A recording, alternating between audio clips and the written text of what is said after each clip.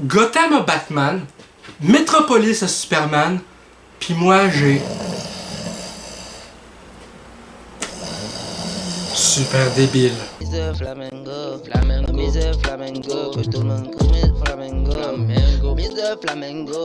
Bonjour tout le monde, ici Michael, ou Mr Flamingo si vous préférez, et bienvenue pour cette nouvelle vidéo. Hier soir, je suis allé au Cinéplex de Beauport pour aller voir à 19 h le film Superman, écrit et réalisé par James Gunn, et premier film du DC Universe. Je tiens d'abord à dire que autant j'ai aimé la plupart des films du DC Extended Universe, pour moi ce début-là du nouvel univers DC Soft Reboot est pour moi un sentiment de fraîcheur dans un sens, parce que là où ce que pour moi le DC Extended Universe manquait un petit peu de point de repère, si je peux dire. Peut-être aussi que c'était mieux planifié au départ, mais il y a eu tellement d'interférences de studio auparavant que là, ici, sans interférence, il semble avoir... Je sais pas, j'ai l'impression que le film a moins honte d'être un film dans l'univers vaste, si je peux dire. J'aime l'idée que les pouvoirs de Superman sont mis encore plus au premier plan, mais dans le sens, tu sais, un peu comme brièvement abordé dans Batman v Superman.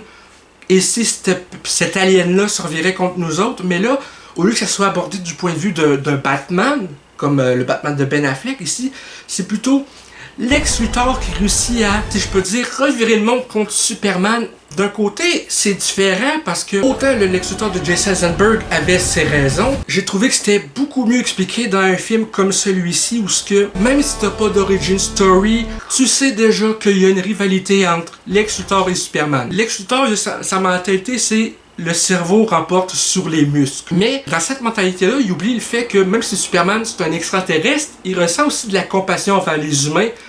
Donc son but c'est quand même de faire le bien, même si ses décisions parfois peuvent amener certaines conséquences derrière. Et vraiment ce côté-là, pour moi, me fait penser un peu comme le Batman de Robert Pattinson, où ce qu'au début du film, il voit les choses noires sur blanc, genre t'es soit gentil, soit un méchant, il n'y a pas d'entre-deux. Mais ici c'est un peu pareil en fait. La façon que Lex Luthor voit Superman, c'est aussi de la jalousie, parce que tu vois clairement que Lex Luthor veut faire parler de lui, mais par le fait même, Superman a pris la plupart des discussions et Lex Luthor, il y a de la jalousie là-dedans. C'est clairement visible de par son comportement et ses motivations. Donc, la façon que tout est exploré, j'ai vraiment aimé ça. Je sais que quand les bandes annonces sont sorties, beaucoup de gens étaient sceptiques par rapport à l'inclusion de Guy Gardner, Hawkgirl, Mr. Terrific, mais au final, c'est vraiment un film où ce que Superman est le focus. T'sais, ces personnages-là, ces autres super-héros-là, sont là pour plutôt nous dire que c'est un univers où ce que les super-héros existent depuis bien longtemps. Mais c'est pareil, un film qui focus sur Superman, et ces autres personnages-là, ils ont même pas 10 minutes de temps d'écran dans le film. Donc à ce niveau-là, sur un film de 2h09, 2h05 si on enlève les crédits de fin, faut dire qu'avec ce même pas 10 minutes-là, total, sur les autres, ils ont le temps d'être là pour être, si je peux dire, introduits dans ce nouvel univers, mais le reste, le focus est pareil sur Superman. Lex Luthor, c'est le méchant, c'est pas parce qu'il y a d'autres personnages qui sont introduits dans le film que ça enlève ce focus-là.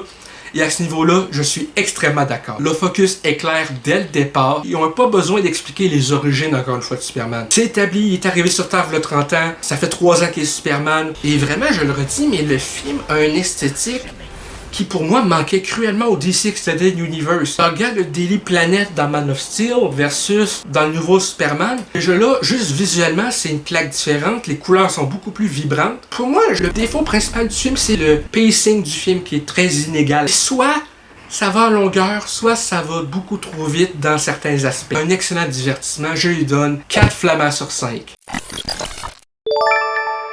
Donc voilà, ça va être tout pour cette vidéo critique de Superman. J'espère que ça vous a plu. Si c'est le cas, n'hésitez pas à me le dire dans les commentaires, à laisser un petit like, ça fait toujours plaisir, et un abonnement à ma chaîne pour ne rien rater de mes prochaines vidéos. Sur ce, c'était Michael, et je vous dis à la prochaine. Peace and love.